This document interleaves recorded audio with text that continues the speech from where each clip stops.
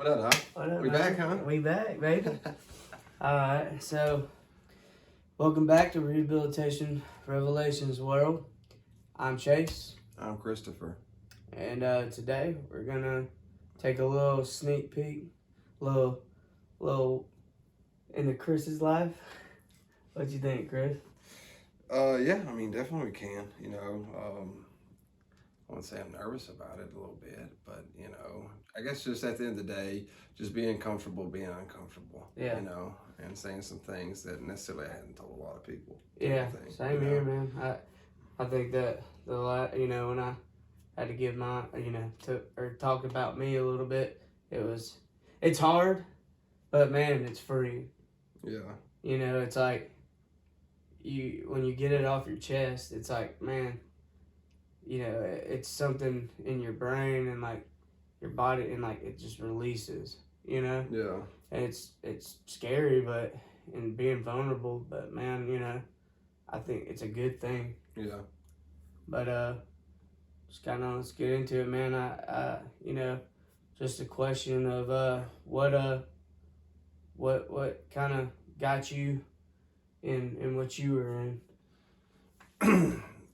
Man, I wouldn't say innately just one thing, but there's kind of a few different things that kind of got me in, I guess, the life I was leading. And I'll go back, I guess, to when I was younger, man. I've always kind of been a heathen, dude. Yeah. I've always been a little bit wild. I remember being 8 years old and I was, seeing people smoke cigarettes, and I would go and take my mom's cigarettes and go out on the back porch and smoke them. Yeah. I remember being so dizzy and everything. I'm like, man, this kind of feels good. Yeah. And just doing those things. I remember being at family gatherings and stuff, and them having wine. And I'm talking about, I'm 10, 11 years old. Yeah. And everybody, you remember those box wines that they would have? Yeah. I'd go get a solo cup and like wait till everybody's not in the room, and then run in there and then fill the cup up with wine, and I drink half of this cup, man, and I would be lit tit. Yeah. And I was like, man, this kind of feels good. It's kind of fun, Yeah. and it's just doing those things that you get in trouble. Like, hey, Chris, don't be doing that. It was just, I don't know, it's kind of a rush just to run in there and get these things and then run out and have something that I necessarily wasn't supposed to have. But, going back, especially when I was younger, man, I've always, I don't know, it's just my makeup. It's just, I've been drawn to those things. I remember gambling, like my lunch money and stuff, like in 5th and 6th grade, those types of things. And it's just, again, it was just kind of the rush. You take drugs and alcohol out of it. I always like to take risks, Yeah. if it wasn't from gambling. I remember too, like we had like this BMX thing in our backyard, man. And I would just build the ramp as high as I could at that age and make it as best I could and ride as fast as I possibly could and hit this ramp. And I messed up all my teeth one time. I'd wreck and all this other stuff. But it was just, I don't know, it was just like the thrill of doing that. And in my mind, I'm like, well, what if I land this? Or, what if I get away with it? Yeah. And I say this too, like getting in trouble never scared me. Yeah. Like getting whippings. I mean, of course, my dad used to whip me. My mom would whip me and all that stuff. But it wasn't like, if I do this, in my mind, it would be like, the worst thing that's going to happen to me is I'm going to not be able to play Nintendo and get a whooping. Yeah. So it was like, I would run this cost versus benefit analysis in my head before I'd go out and do something. Yeah. And, I was like, man, the worst thing's going to happen. Like, I've been whipped 1,000 times at this point, type of thing. And it necessarily didn't really faze me, or like getting in trouble really didn't faze me. It sucked. Don't get me wrong. It sucked getting in trouble, type of thing. But I was like, man, this is the world. They're just going to whip me. It's going to hurt for an hour, and then I'll be grounded for a couple of weeks, and then, I'll move on. Type of thing. But then, I get to go back and tell my buddies, kind of what I've done, man. And I'll say this, I didn't grow up around like drugs or alcohol, man. I didn't, man. I had two of the best parents and the best brother and the best family, man, that one could ask for, man. Not saying that we were rich by any means or poor by any means, anything else like that. It's just growing up, you know. My mom was at home till I was 12 years old. She went back to work. And then my dad worked all the time. He worked for the railroad. And so, you know, they instilled in me good things like worth it. You know, hey, if you want something, you know, hey, you're going to have to go out and work for it. And, you know, my family was like that. You know, the people I grew up around, and, you know, my uncles and my aunts and stuff, I mean, they're good, hard work farmers. I got an uncle worked for NASA. You know, I was around good people. And, you know, I cannot say that because I had a bad childhood, that's the way I am. You know, it was a choice of mine because I had every opportunity to do the right things, and I had chance after chance after chance to do these right things, man. And if I'm being honest, man, I got bailed out a lot of things. Yeah. You know, I got Yeah. just bailed out a lot of things. Same here. And two, like, I know, like in high school and stuff, and I'm not saying this at any means, but just playing sports and stuff. Like, I get in trouble in high school. I didn't get in that much trouble. I didn't get suspended because I had to play a game. Yeah. You know, if I got suspended, I couldn't play in this said game. And, you know, I kind of, if I'm just being honest, I don't know if it was a sense of entitlement or a sense of like, man, they're not, like, what are they going to do to me type of thing. And, but in saying that, really what kind of got me going, I already had a propensity to be a heathen, you know. But I remember I tore my ACL when I was 15 years old for the first time. I've had five knee surgeries. I mean, I've broke my neck. I've had wrist surgery. I've had a punt. Like, I mean, I've just been cut on quite a few times. But I remember when I was 15 years old, had tore my ACL, and like the first game of the year, my sophomore year in high school, and I was like, oh, my life's over, blah blah blah. I'll never. But I remember they gave me pain pills, and man, I'm telling you, the first time I took one of those, man, it lit something up in my brain that has never been lit up before, and I cannot sit there and describe it. I cannot. It was like a switch, like an audible switch said boom in my head. I was like, man, like this feels almost too good. Like something, it was at the point, it's like it felt so good to me at that time that it felt so, I almost felt supernatural, if that makes any sense. Because I felt like I could work harder, I was smarter, little things didn't faze me, you know, those type, help me sleep better, could wake me up in the morning, you know, those types of things. And then 9 months later, I go to physical therapy, all those types of things, you know, kind of leave those in the rear view. And then 9 months later, we're just out. I played baseball and everything that season. Everything's going good. And I go out and we're just screwing around on the football field. And I like slip or my cleat catches weird. I don't have my knee brace on it. I just felt something pop in my knee. And I was like, oh, Lord, I thought it was just something went on with it. And I was like, okay, it swelled up a little bit. I was like, it's not too bad. And then like a couple of weeks later, I remember icing it like, hey, you know, you might have tore a little bit, but it's not good. And then 2 weeks later, man, we're doing just like drills outside. And I put one cleat on my right foot, and then I just put a shoe on my left foot. I was like, I don't need one on my left foot because I'm just going to be playing and throwing from my right foot. So I don't need a cleat on the left one anyway. And I remember running out on the field like that. And I went to kind of stop, and my left foot wanted to have a cleat on, kind of slipped. And I remember it felt like a rubber band in my knee just snapping. I was like, oh my God. You know, I was kind of, I want to say in shock, but I was like, man, I know exactly this feeling. Yeah. So anyway, tore my ACL again. And this is when I'm 16. So literally in 9 months, I've torn my ACL 2 different times, had 2 different surgeries. So anyway, they're like, hey, you can't play football this year, going into my junior year. Can't play football again this year. And football was my first love, man. And they're like, well, you'll be back for baseball season and everything. Look, this happens, but there's people telling you, because I was down in the dumps, man. This is the second time in 9 months that it happened at a young age. But again, had surgery and got introduced to pain medication again. And again, it just lit me up, man, in a good way.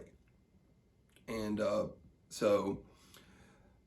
again, so I go through all that, play ball, going in my senior year in high school, and then really kind of tentative about my knee, about playing football. I play football, but I really don't play. You know what I mean? Yeah. Just one of those things. I knew I was going to play baseball after high school. At this point, I was gifted enough and had talent enough to go and play at the next level in that. So, during that time of the football season too, man, it's like I'm almost back to normal type of thing. So I started going out, just doing things that you do in high school. Yeah. And partying a little bit. But, I always kind of was reined back in because, you have to wake up early, you have things to do, so that kind of kept me in check from completely wilding out, man. But, just moving on from that, I remember going into college, and my freshman year, I got moved to outfield, and I stepped off a warning track, man, and like my knee bent back something, and I remember something just going in it, and I remember like running back to left field, like trying to play it off, like in my head, I'm like, oh, okay, it wasn't that bad type of thing. And I remember like the next pitch or something, I would try to do something and my leg just gave way. I was like, man, I remember calling timeout like this and trying to jog off the field. And they're like, what's wrong? I was like, dude, I tore my ACL again. They're like, what? Like that? I'm like, yeah, I just tore my ACL again. So anyway, at this point I'm in college and I'm drinking and everything. And luckily, it was in fall. It was in the fall. So, had surgery, rehabilitated again, and that type of thing. And,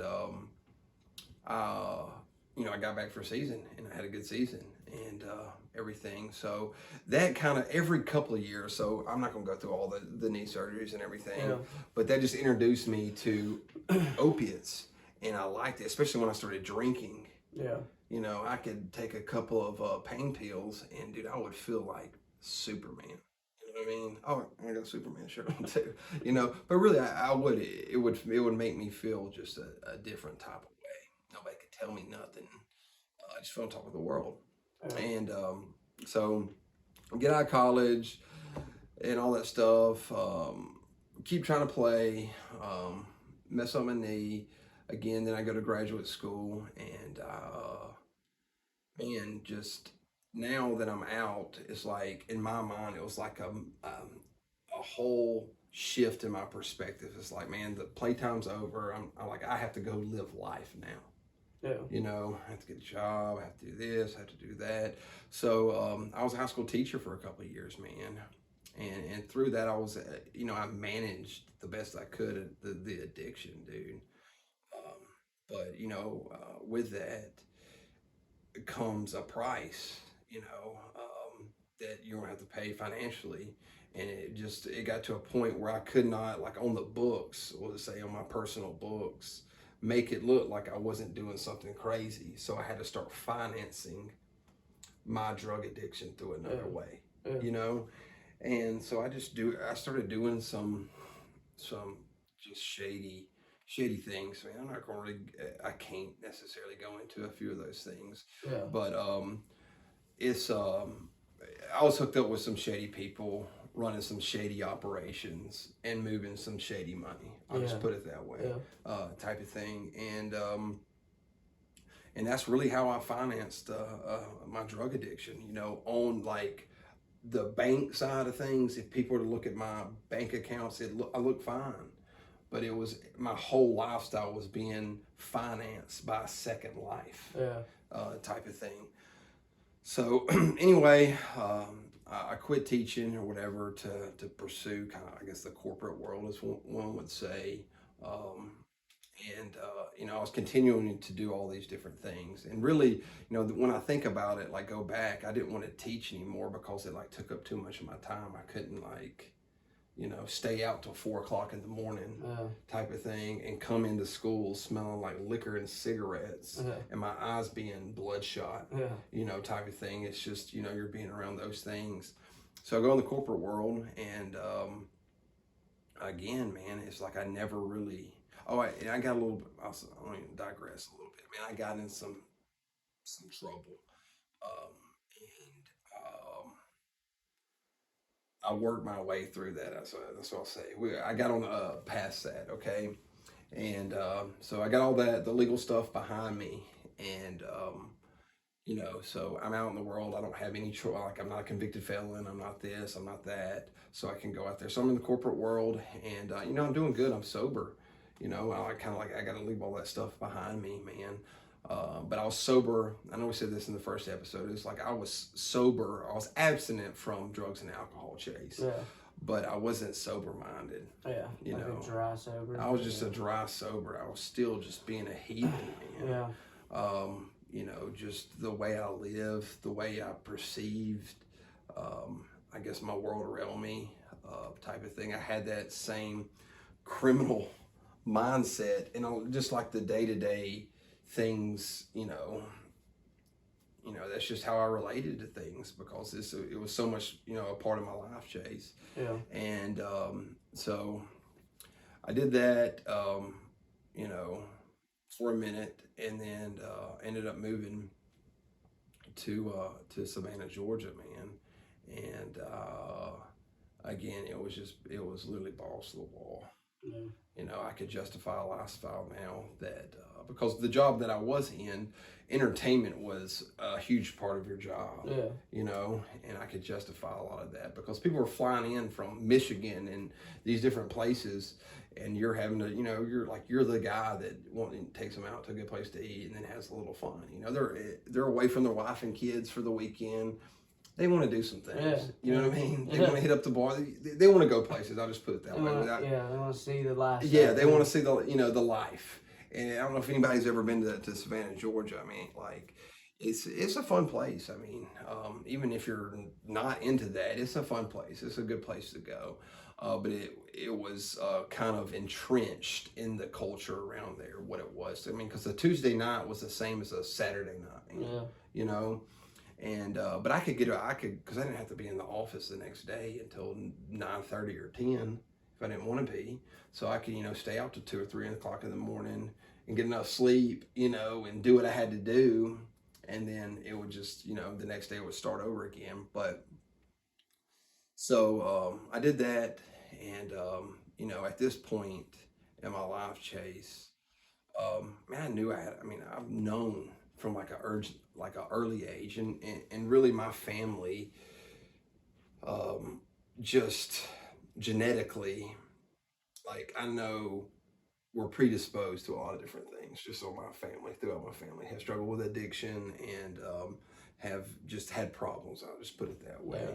Yeah. And so I knew it was all up on me. It's just I didn't want to be like, look, I'm still going to work. I'm still paying, I'm still doing all these different things in my life. Being productive. Yeah, being productive, doing a good job and doing very well at my job, meeting all the numbers, excelling, just doing all those things. But that was just material things that I just, at this point, I still could, make some things happen. But anyway, so after a few years in Savannah, man, I moved back, and I just brought that same mindset back with me, you know. And then too in Birmingham, and the thing I didn't have in Savannah is I'm from the north side of Birmingham, and I went to school in the south side of Birmingham, so I knew everybody. Chase. It's like I knew everybody, the good and the bad, type of thing. Yep. And so I came back, man, and this was about 2017, maybe 17, 18, and man, I got back and it's literally as soon as I touched down in Birmingham, it was all, like, I knew in my mind what I was about to do. Yeah. You know, even though I was like, I told everybody, I was like, I'll come back, you know, and all this, you know, do well and, you know, all that type of thing. I knew in my mind was about to happen. Yeah. So, man, for quite some time, Chase, it kicked off. And I was living a life of straight hedonism, Yeah. you know. Depravity filled me, man. My right was wrong. So, like, I operated in that for so long. Like, I thought I was doing right, but it was wrong. Yeah. You know, it's like Yeah. my compass was just so messed up. It's that lie. It's the yeah, exactly. It's the lie, and I've lived this lie for so many years at this time, and I could justify it to everybody around. Like, nobody could tell me nothing because I could justify. I'm like, look, I mean, what else you want me to, like? I'm taking care of everything that an adult is supposed to take care of, man. And you know, I get back, and this is when fentanyl started hitting the scene. And you know, like I said, I struggled with pain pills and everything, and Oxycontins. Oxycontins were kind of like off the market and everything. So like Roxycontin, heroin was big, but you know, now fentanyl was hitting the scene, and you know, one night I was out drinking, dude, and I wasn't necessarily thinking the straightest that I ever thought, and I went up and picked up some coke, and the coke was fentanyl. I remember like doing a little bit of it like that, and not trying to be too graphic or like too whatever, but I remember, you know, there's a very distinct taste when you do cocaine. Yeah. Oh, yeah. A very distinct, gasoline, you know, like, yes, you know, it's like, yes, yeah. you know when you have good cocaine. Oh yeah. Just No doubt. without of a doubt. You know what I Yeah. mean? You almost Numb. can smell it. Yes. It's just, And I remember like doing it, and I didn't like taste anything, or there wasn't like a drip. Like even with like heroin, there's like it's just I didn't taste anything, and I was like intoxicated too. And I remember, and I was like for like 5 minutes, dude. I was pissed. I was about to go back to the guy's place, you know, type of thing. And this was probably at 8 or 9 o'clock in the evening. And I did that little bit, and I'm not kidding you, the next thing I know, I'm waking up and there's birds chirping outside. yeah. You know? And it like took me a second. I didn't know where I was or anything else. Like, I just woke up in my truck. I'm like, what just went on, man? Like, what just went on? So it kind of like scared me a little bit. I was like, what just, like, would I get roofied?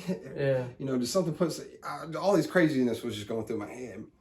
And, you know, after I sat there for a minute or whatever, I still had, like, I just literally passed out in the truck. It still had everything in my lap. Luckily, I didn't get robbed or anything.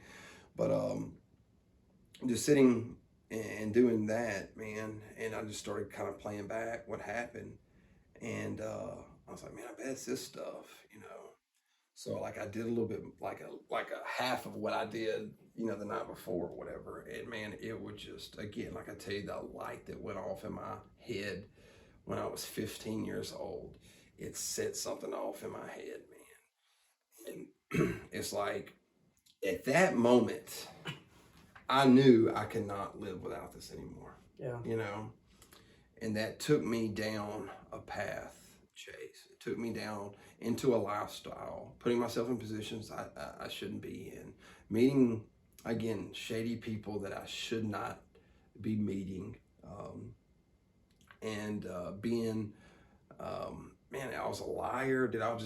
I would lie about everything in my life to cover up this, Yeah. you know? Yeah. And it's like the craziness that is involved with it, man. It's like, I would come up with like the most intricate lies to say what I was doing to cover what I was really doing. And then somebody would ask me about that, and I'd have to remember, Yeah. like, what I told them, you know what I Yeah. mean? And like, oh, I can't do this because I told so-and-so this and this. So and that was just the life I lived, man. You know, the life I was living at that point. Just confusing your own self. Yeah, confusing my own You're self. like, oh, dude, you know. And but I remember, I don't know, 36 right now, so 7 years ago. But I remember waking up and I didn't have any, you know, and I remember I was like pouring sweat, my stomach's upset, I felt like I'm about to throw up. I'm like, what? Like, what is wrong with me? What's going on? Because yeah, you know, I've been hungover a million times. I did cocaine a million times. Yeah. You know, and I've came off pain pills before, off surgeries and doing those types of things. But it was just like, I just felt like crap for a few days. And like, when I'm telling you this sickness on me, Chase, was something, it was like the flu times 100. Yeah. You know, and it was like, I didn't know, I thought I was just sick. So I went and took Advil and all this stuff. And like, I remember sitting like this on the edge of a toilet, man, and sweat dripping off my pinkies in the floor. It looked like somebody just poured water down in the floor. You know what I mean? But I'm just sitting, and it's dripping off my nose and everything. I was like, what is wrong with me? And I was like, maybe this will help. So I had this card that I used to bust everything down with, and I went and licked the card, you know what I mean? And then licked the surface that I would do it off of. And in 2 minutes, like, I didn't feel better, like all the way well, but I felt better. And I was like, and something just clicked. I was like, you know what I mean? That's what's wrong with me. I knew before, like, hey, I have to have this every day, but I didn't really know the grip it had in me. Yeah. You know, the grip it had in me. And that right there, man, kicked off a serious run with you know, fentanyl. You know, because I got to a point, Chase, in my addiction, dude, that I couldn't even do. I would do 3 grams of fentanyl a day. Yeah. You know, 3 grams of fentanyl a day. And it got to a point, man, I couldn't. People would just have, like, I would say heroin or something else like that. And I wouldn't even do it because it would literally would not even do nothing for me. Yeah. And everything. And I remember, you know, I went to rehab again, man. And you know, at a point in my life, I'm not really going to it right now, but when I lived in Mobile, and I went to rehab again, and I got sober, man, and I was doing good, doing really good. But let me kind of go before that. I remember, like, my daughter was born. Like, I just bought a house. I just got married. Um, and my dad died. Yeah. Like, this was all like in 9 months, 8 months, or something like that. Quick, I'll just say, you know, very, very quick on that. And for a minute, I thought I could, you know, just drink and do those types of things. But at the end of the day, man, I couldn't. I just felt like I literally felt like the weight of the world was on me, man. And I couldn't cope. And I remember just drinking one night. And I was just like, man, this ain't just doing the trick. Yeah. I'm like, I know what I really like, you know. And then, you know, after some solid clean time, man, I'm not saying clean time off of opiates, you know. And I wouldn't say I was drinking every day, man. I drink probably 2 or 3 times a week. But it kicked off, and it's just, when I say the first time, like, I did it, it just took me back right to the first time I did it, because I've been sober for a minute, you know. And so anyway, ended up going through some things down in Mobile, and came back up here to Birmingham. And man, I was still wilding out when I came up here to Birmingham, you know what I mean? And I remember one time I came up here to my mom's house. I don't know. I mean, I was high as a cat, bro. I really don't remember. I don't know why I came up here, but I came up here to my mom's house, and I remember, like, parking my truck, and